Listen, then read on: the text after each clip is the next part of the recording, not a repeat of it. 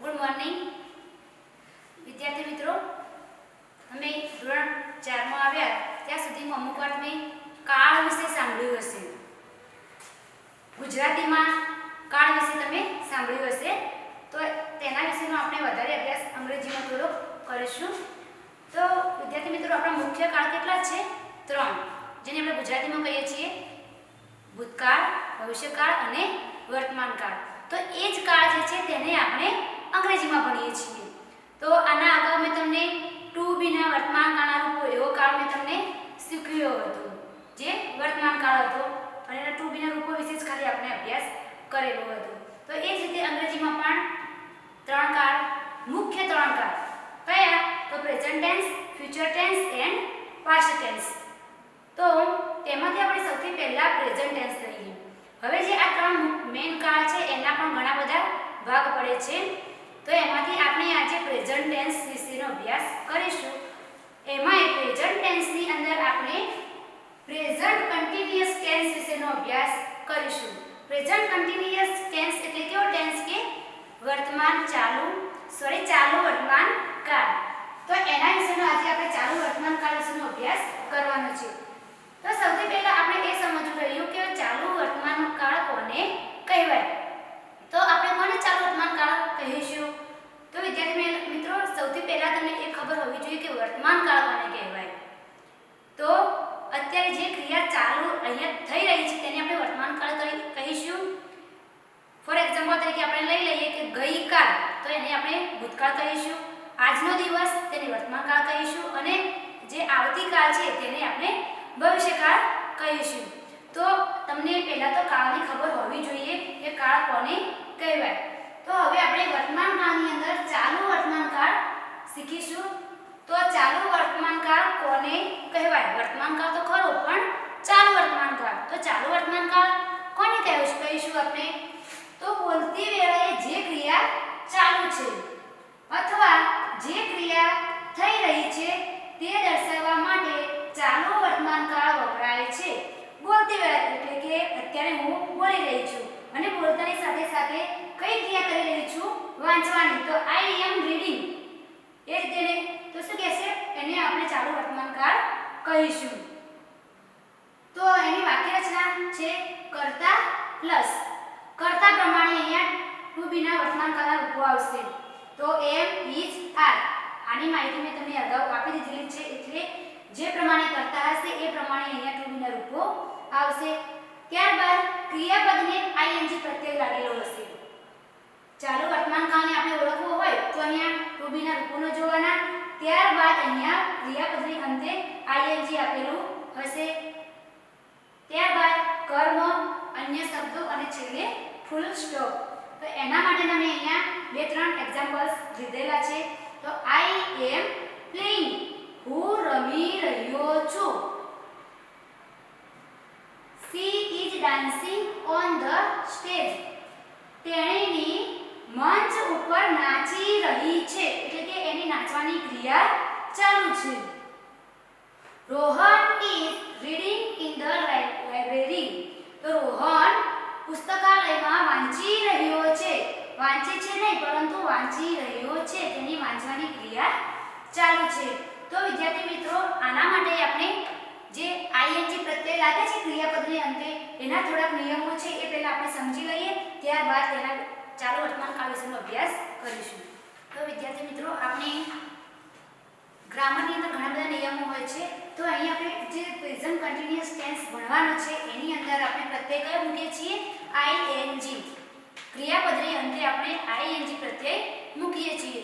તો આ આઈએનજી પ્રત્યય જ્યારે મૂકીએ છીએ તો મુકતી વેળાએ આપણે જે મેઇન ક્રિયાપદ એટલે કે એક્શન વર્ડ જે આપેલો હોય છે એની અંદર થોડા ઘણા સુધારા કરવાના હોય છે. તો એના વિશેના આપણે અહીંયા 3 નિયમ આપેલા છે.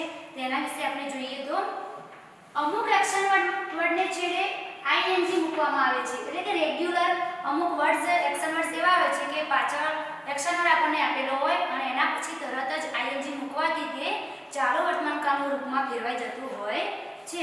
ફોર એક્ઝામ્પલ તરીકે અહીંયા આપણે થોડા વર્ડ્સ લઈએ.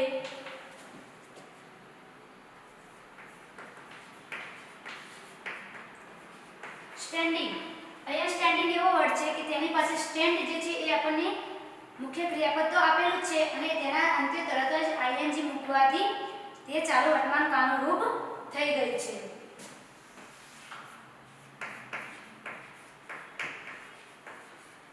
પ્લેઇંગ, અહીંયા પણ પ્લે પછી તરત જ આપણે આઈએનજી મૂકી દીધું છે એટલે પ્લેઇંગ.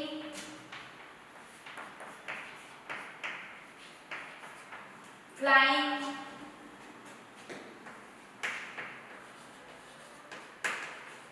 singing,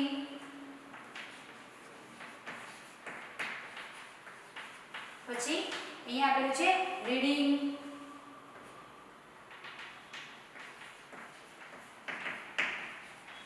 eating.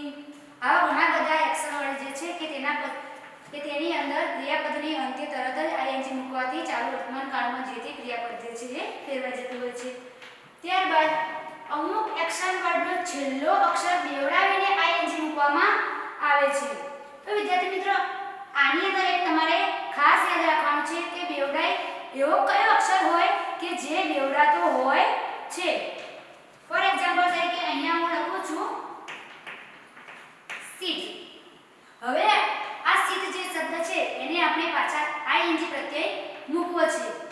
તો આ જે ટી છે એ બેવડાશે. હવે કેમ બેવડાયો તો અહીંયા જોઈએ આપણે. અહીંયા આપણે સીટ એટલો શબ્દ આપેલો છે તો સીટનો જે છેલ્લો અક્ષર જે છે એ વ્યંજન છે. આ ટી છે તો એ વ્યંજન છે. વ્યંજનની આગળ સ્વર હોય. શું હોય? વ્યંજનની આગળ જો સ્વર હોય તો અહીંયા આઈ જે છે એ સ્વર છે અને જો એ જ સ્વરની આગળ પાછું ફરીથી વ્યંજન આપેલું હોય એટલે કે અહીંયા જે એસ છે એટલે અહીંયા કઈ રીતે વ્યંજન પ્લસ સ્વર પ્લસ વ્યંજન. જો આ રીતે આપેલું હોય તો જે આપણને એક્શન વર્ડ આપેલો છે તેનો છેલ્લો અક્ષર જે છે એ બેવડાશે અને એ બેવડાયા બાદ તેમાં આઈએનજી પ્રત્યય મૂકવાથી તે ચાલુ વર્તમાન કાળના રૂપમાં ફેરવાઈ જશે. એ જ રીતે બીજા આપણે શબ્દ લઈએ જેમ કે ક્લેપિંગ. કેમ બેવડાય? કારણ કે પી જે છે એ વ્યંજન છે એના આગળ સ્વર છે અને ફરીથી એની આગળ વ્યંજન છે એટલા માટે આ અક્ષર પણ બેવડાશે. ક્લેપનું શું થશે? ક્લેપિંગ. એ જ રીતે બીજું ઉદાહરણ લઈએ અહીંયા.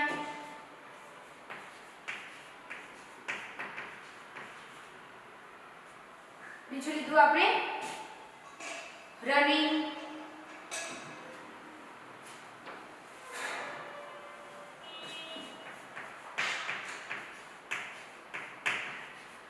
સ્કીપિંગ,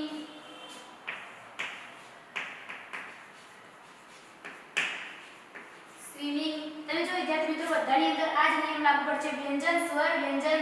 અહીંયા જો શીખમાં વ્યંજન સ્વર વ્યંજન એટલે પાછળથી જોવાનું, આગળથી નહીં પણ પાછળથી જોવાનું. અહીંયા વ્યંજન સ્વર વ્યંજન, વ્યંજન સ્વર વ્યંજન, અહીંયા વ્યંજન સ્વર અને વ્યંજન. આ રીતની આ શબ્દ જે રચના છે એ છે એટલા માટે અહીંયા ડબલ પાછળનો છેલ્લો જે અક્ષર છે એ બેવડાવવામાં આવેલો છે.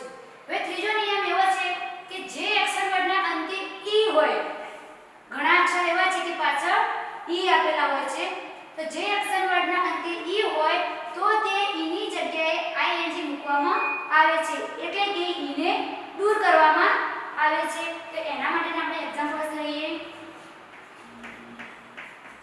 રાઈટ. અહીંયા આપણને રાઈટ આપેલું છે અને રાઈટની અંદર છેલ્લો કયો શું છે? ઈ આપેલો છે.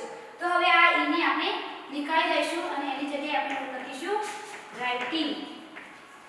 ઈ જે છે એને આપણે કાઢી અને પાછળ આઈએનજી મૂકવાથી રાઇટનું થશે writing. Make.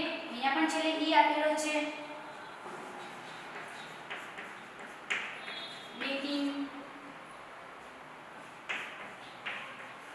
Close, closing, dance, dancing.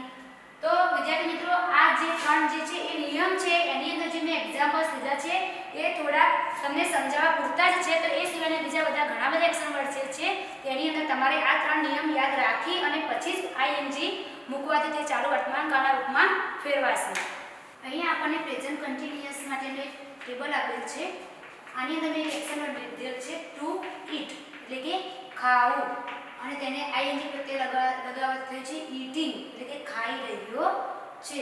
તો અહીંયા સિંગ્યુલર પ્લુરલ, સિંગ્યુલર એટલે કે એકવચન, પ્લુરલ એટલે કે બહુવચન.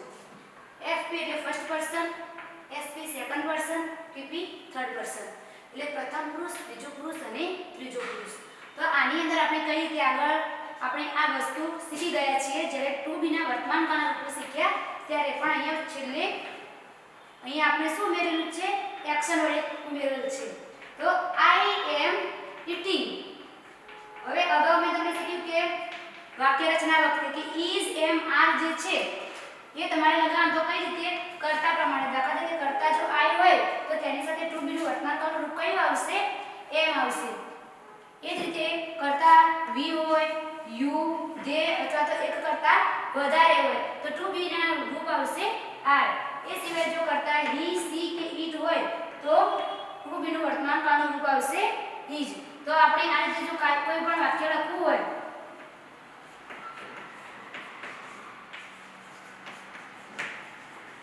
he is eating an apple. આ એક એક્શન વર્ડ છે. એને લઈને આ ઉદાહરણ આપણે આના આધારે તમે ઘણા બધા ઉદાહરણ તમે બનાવી શકો. તો એ સિવાય બીજા આપણે ઉદાહરણ જોઈએ. આના સિવાય આ જે એક્શન વર્ડ જે એક લીધેલ છે એના સિવાય બીજા ઘણા બધા એક્શન વર્ડ લઈ અને આપણે થોડા ઉદાહરણ લખીશું.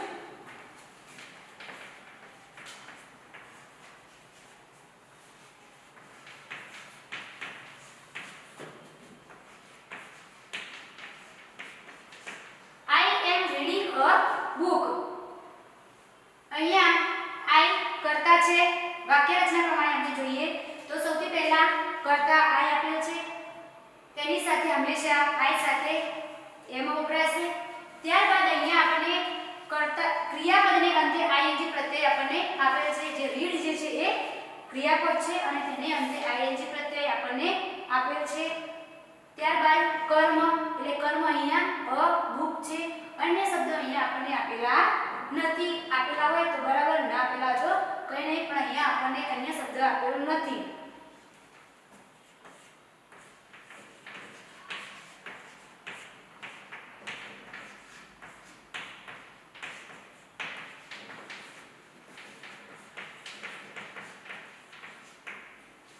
Rahul is writing a letter. તો અહીંયા કરતા ટુ બી નું રૂપ, ક્રિયાપદને અંતે આઈએનજી પ્રત્યય અને કર્મ. અહીંયા પણ આપણને અન્ય શબ્દ આપેલ નથી.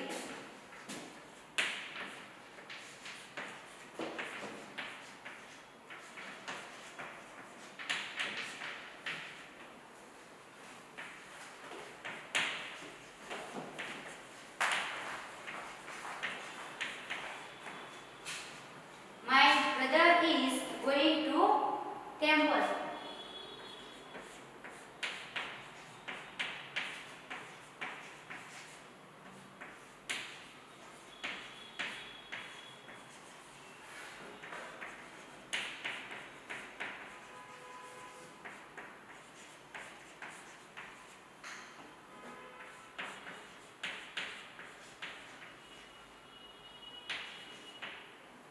Anil and Payal are talking in the classroom.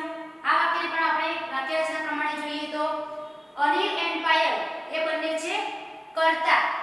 અહીંયા આપણે ટુ બી નું રૂપ આર આપેલું છે. કેમ આર આપેલું છે? વાક્ય રચના પ્રમાણે જોઈએ. અહીંયા બે વ્યક્તિઓ છે, એક કરતા વધારે વ્યક્તિઓ છે, એટલા માટે અહીંયા આપણે ટુ બી નું વર્તમાન કાળનું રૂપ આર આપેલું છે. અહીંયા ટોક જે છે એ મુખ્ય ક્રિયાપદ છે અને તેને અંતે આઈએનજી પ્રત્યય લાગેલ છે. ત્યારબાદ ઇન ધ ક્લાસરૂમ એટલે આપણે અહીંયા કર્મ આપેલ નથી પણ અન્ય શબ્દ આપેલ છે. આ વાક્યની અંદર આપણને કર્મ આપેલ નથી પણ વાક્ય રચના પ્રમાણે આપણું જે છે એ વાક્ય એ જ છે.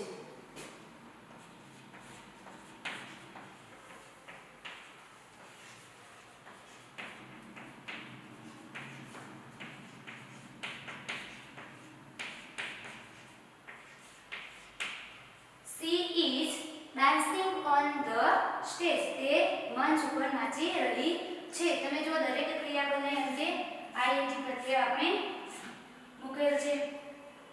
હવે જો ચાલુ વર્તમાનકાળનું વાક્ય છે એ કઈ રીતે ઓળખવું તે એના માટેની ઓળખ કઈ છે વિદ્યાર્થી મિત્રો? તો સૌથી પહેલા તો આપણને કરતા તો કોઈ પણ કાળમાં આર પણ આવી શકે ને લાગુ પણ આવી શકે, ગમે ત્યારે પણ. અહીંયા ટુ બી નું જે રૂપ આપેલું છે એને ધ્યાનમાં રાખવાનું અને ક્રિયાપદની અંતે આઈએનજી પ્રત્યય મૂકેલો છે.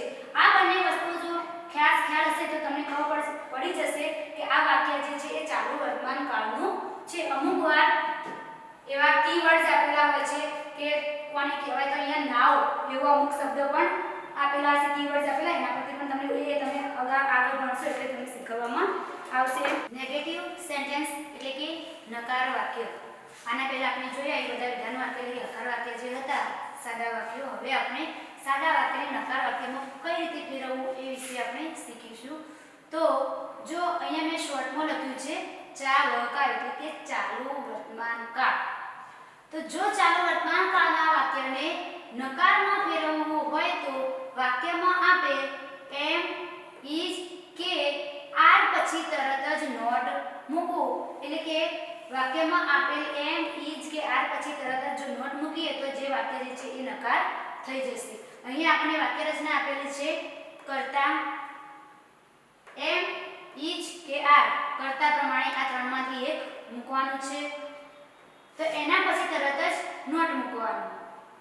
ત્યારબાદ આઈએનજી વાળું ક્રિયાપદનું રૂપ, કર્મ, અન્ય શબ્દો અને છેલ્લે full stop.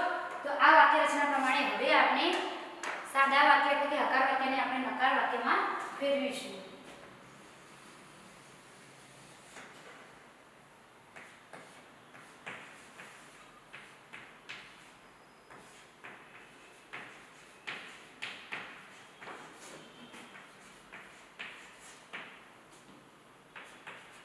He is jumping now. મેં અગાઉ તમને કહ્યું કે આ જે now જે છે એ પ્રેઝન્ટ કન્ટિન્યુઅસ ટેન્સ નો કીવર્ડ છે. તો he is jumping now. હવે આપણે આ વાક્યને નકારમાં ફેરવીશું. તો વાક્ય રચના પ્રમાણે કરતા, ત્યારબાદ કરતા પ્રમાણે અહીંયા is એટલે કે he is પછી તરત જ નોટ મૂકવાનું છે. he is not jumping.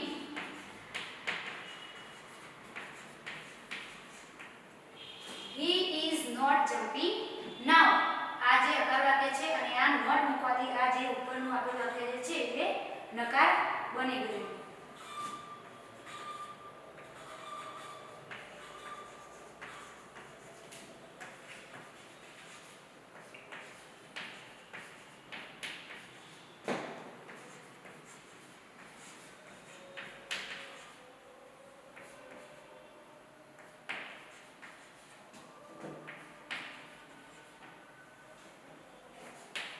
Raman and Rahib are drinking tea. આ વાક્યને આપણે નકાર બનાવીએ.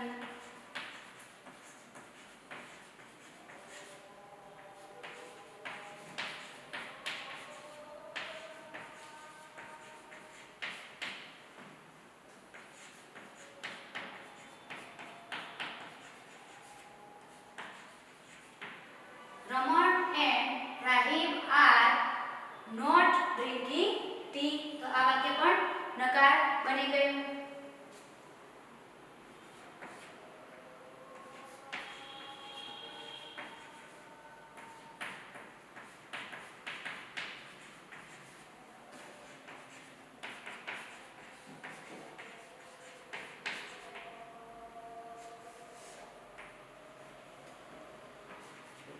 You are sitting on the bench.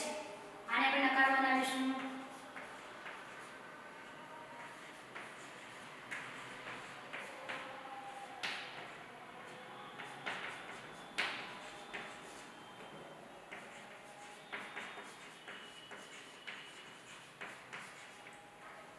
You are not sitting on the bench.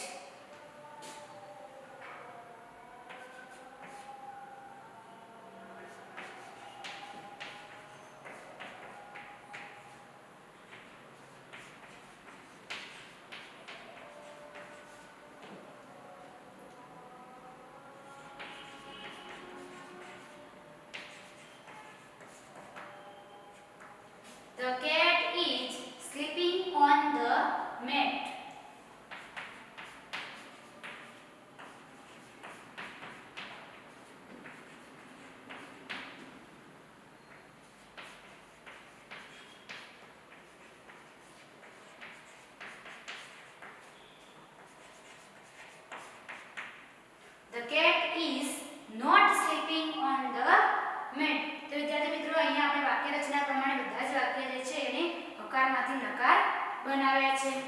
Interrogative sentence એટલે કે પ્રશ્નાર્થ વાક્ય. નેગેટિવ શીખ્યા, હવે આપણે પ્રશ્નાર્થ વાક્ય બનાવતા શીખીશું. તો જો ચાલુ વર્તમાનકાળના વાક્યને પ્રશ્નાર્થમાં ફેરવવું હોય તો વાક્યની શરૂઆતમાં એટલે કે કર્તાની પહેલા is એમ કે આર ને મૂકવું તથા વાક્યને અંતે પ્રશ્નાર્થ ચિહ્ન મૂકવું. આ તમારે જે નિયમ જે છે એ યાદ રાખશો તો તમને જે તે વાક્યને પ્રશ્નાર્થ વાક્યમાં ફેરવતા તમને આવડી જશે. વાક્ય રચના છે તો એમ is આર કર્તા પ્રમાણે જે લાગુ પડતું હોય એ ત્રણમાંથી એક લખવાનું રહેશે. ing વાળા ક્રિયાપદનું રૂપ, કર્મ, અન્ય શબ્દો અને છેલ્લે પ્રશ્નાર્થ ચિહ્ન. આ વસ્તુ ખાસ યાદ રાખવાની છે કે પાછળ તમે વાક્ય રચના સાચી લખેલી હશે પણ જો છેલ્લે પ્રશ્નાર્થ ચિહ્ન મૂકેલું હશે નહીં તો એ તમારું વાક્ય ખોટું કહેવાશે. એટલે આ પ્રશ્નાર્થ ચિહ્ન મૂકવું એ ફરજિયાત છે. તો હવે આપણે નિયમ અને વાક્ય રચનાને ધ્યાને લઈ અને થોડા કેટલાક ઉદાહરણો જોઈશું.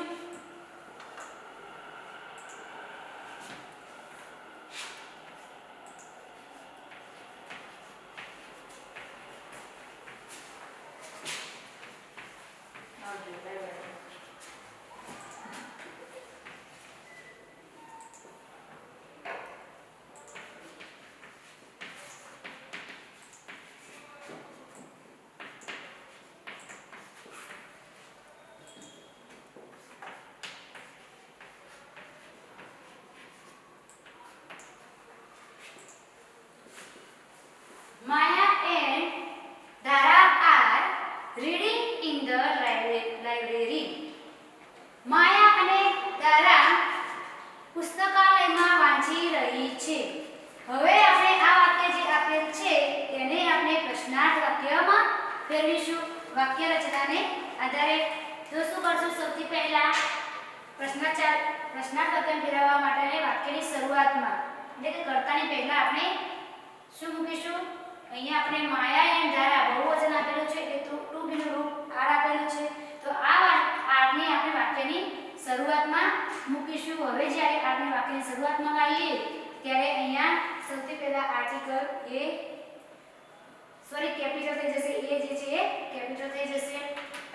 ત્યારબાદ કર્તા, અહીંયા કર્તા છે માયા એન્ડ ધારા.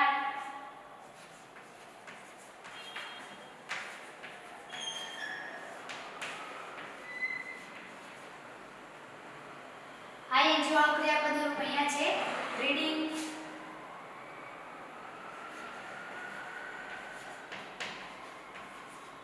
અને છેલ્લે આપણે અહીંયા શું બાકી રહી તો in the library.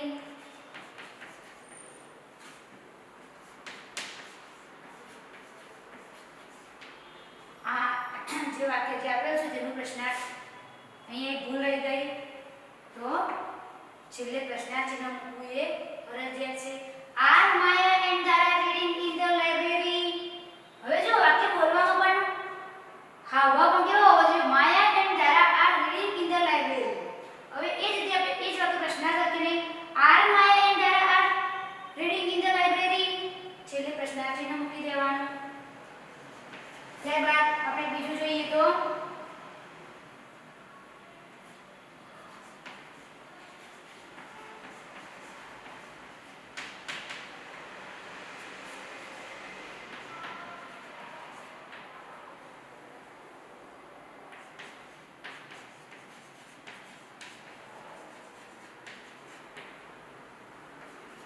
My mother is going to temple now.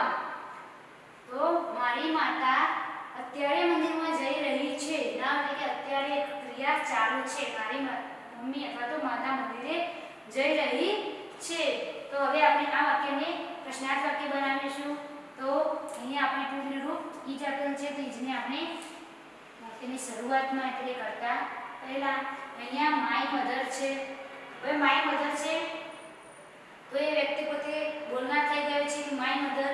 હવે સામે પ્રશ્ન કરનાર વ્યક્તિ છે તો એના વિશે લખી તો એ કઈ રીતે પૂછશે? આપણે જે મારી માતા મંદિર જઈ રહી છે તો કોઈ પ્રશ્ન કરે તો શું કરે? આપણે તારી માતા મંદિર જઈ રહી છે અથવા તમારી માતા જઈ રહી છે એવું પૂછે. તો અહીંયા માયની જગ્યાએ જશે your.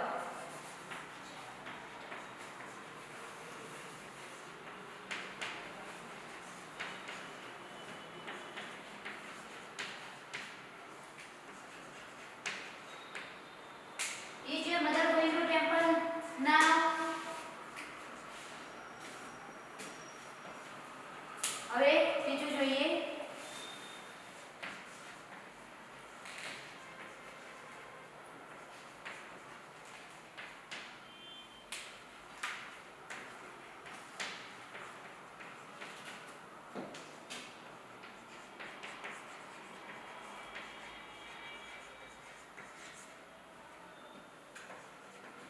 They are playing cricket on the ground.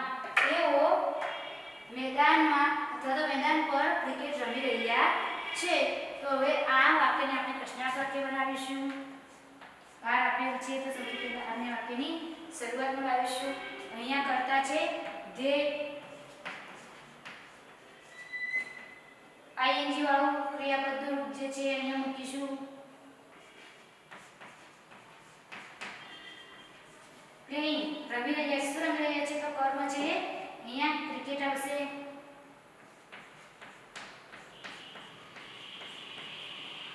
અન્ય શબ્દમાં ઓન ધ ગ્રાઉન્ડ.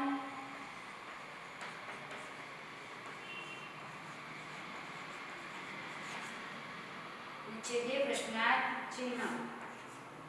તો પ્રશ્નાર્થ જોઈએ આપણે. they are playing cricket on the ground. Are they playing cricket on the ground? તો એ ત્યાં પ્રશ્નાર્થ વાક્ય બની જશે. એ રીતે બીજા વાક્ય અહીંયા આપણે મૌખિક રીતે બોલીએ તો Lata is singing a song. આ વાક્યને આપણે પ્રશ્નાર્થ કરીએ તો is Lata singing a song? બીજું વાક્ય જોઈએ તો he is drinking a cup of tea in the kitchen. તો હવે આપણે આ વાક્યને પ્રશ્નાર્થ વાક્ય બનાવવું હોય તો જોઈએ is he drinking a cup of tea in the kitchen? તો આ રીતના આપણે ઘણા બધા વાક્ય પ્રશ્નાર્થ વાક્ય બનાવવા હોય તો બનાવી શકીએ છીએ. એ સિવાય તમારે પોતાના વિશે પણ લખવા હોય તો I am reading a book. તો am I reading a book? એ રીતે પ્રશ્ન બનાવી શકો છો.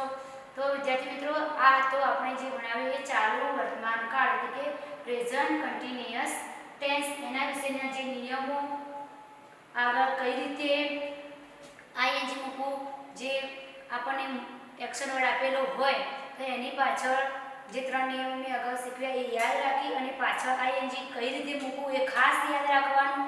કારણ કે જો એ ભૂલ હશે તો પણ ચાલશે નહીં. અહીંયા રીડિંગ જે છે, ગોઈંગ, પ્લેઇંગ, અહીંયા સીધું જ ing લાગે છે, પણ અમુક શબ્દ જે મેં આ right, dance, sit, swim, clap આવા શબ્દો જે છે એમને પાછળ નિયમોનું ખાસ તમારે ધ્યાન રાખવું પડશે. તો સારું મિત્રો, હવે આપણે મળીશું આવતા વિડીયોમાં.